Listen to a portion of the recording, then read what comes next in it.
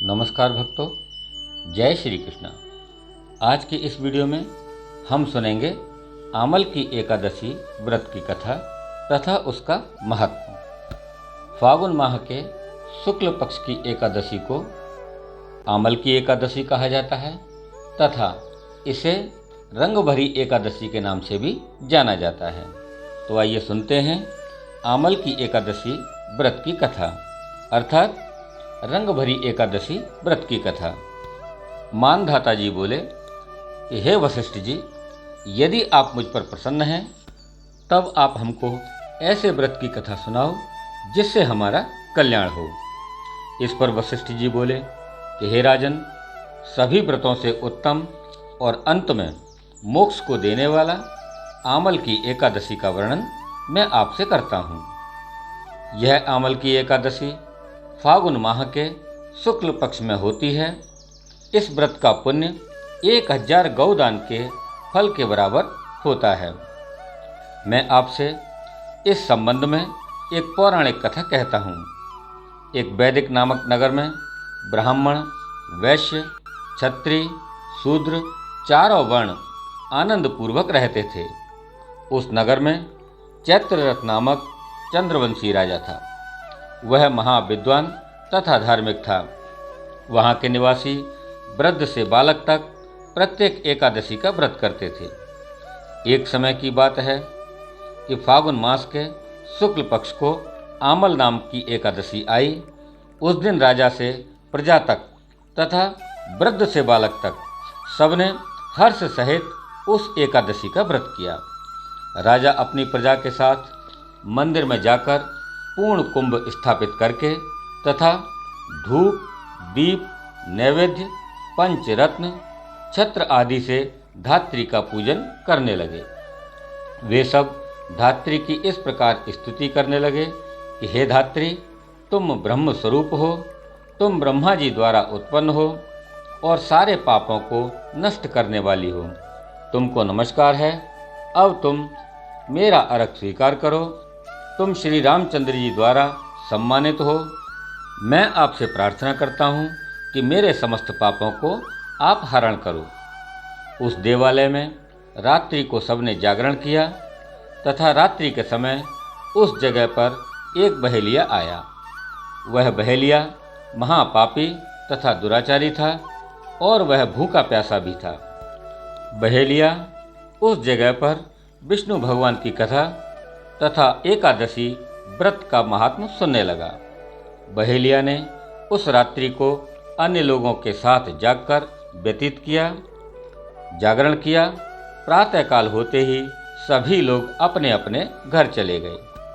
कुछ समय बीतने के पश्चात उस बहेलिया की मृत्यु हो गई और उस आमल की एकादशी के व्रत तथा उसके जागरण के प्रभाव से उसने राजा विदुरथ के घर में जन्म लिया। तब उसका नाम वसुरथ रखा गया। बड़े होने पर वह चतुरंगणी सेना के सहित तथा धन धान्य से युक्त होकर 10 सहस्त्र ग्रामों का पालन करने लगा। वह तेज में सूर्य के, कांति में चंद्रमा के समान, वीरता में विष्णु भगवान के समान और क्षमा में पृथ्वी के समान था। वह अत्यंत धार्मिक, सत्यवादी, कर्मवीर और विष्णु जी का भक्त था। वह सदैव यज्ञ ही किया करता था। एक दिन वह राजा शिकार खेलने के लिए गया। देवयोग से वह राजा रास्ता भूल गया। तब वह उसी वन में एक वृक्ष के नीचे सो गया। उसी समय पहाड़ी मलेच्छ वहां पर आए और राजा को अकेला देखकर उस पर मारो मारो का शब्द करके वे सब के सब टूट पड़े। वे मलेच्छ कहने लगे कि इस दुष्ट राजा ने हमारे सगे संबंधियों को मारा है तथा देश से निकाल दिया है, अतः इसे अब अवश्य ही मारना चाहिए। ऐसा कहकर वे मलेच्छ राजा पर अस्त्र शस्त्र का प्रहार करने लगे। उनके अस्त्र शस्त्र राजा के शरीर पर गिरते ही नष्ट हो जाते और उसको पुष्पों के समान प्रतीत होने लगते। उन मलेच्छों के अस्त्र शस्त्र उन पर ही उल्टा प्रहार करने लगे, जिससे वे मूर्छित हो गए।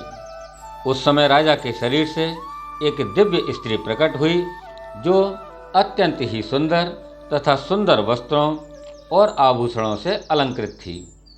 उसकी भ्रुकुटी टेढ़ी थी, आंखों से लाल लाल अग्नि निकल रही थी।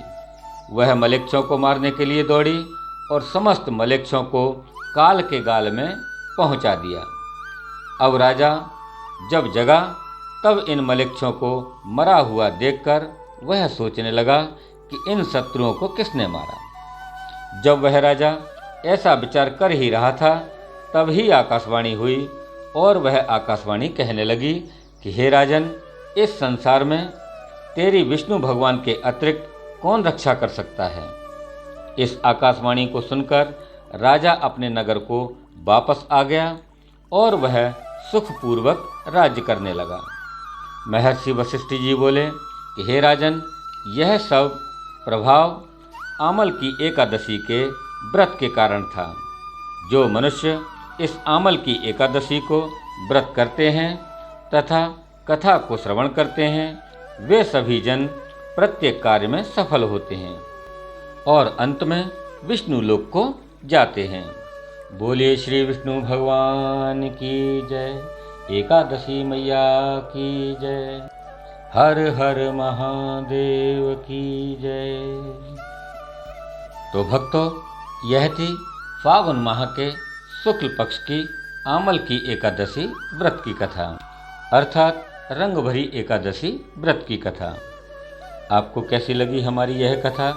आप हमें कमेंट बॉक्स में जाकर अवश्य लिखें।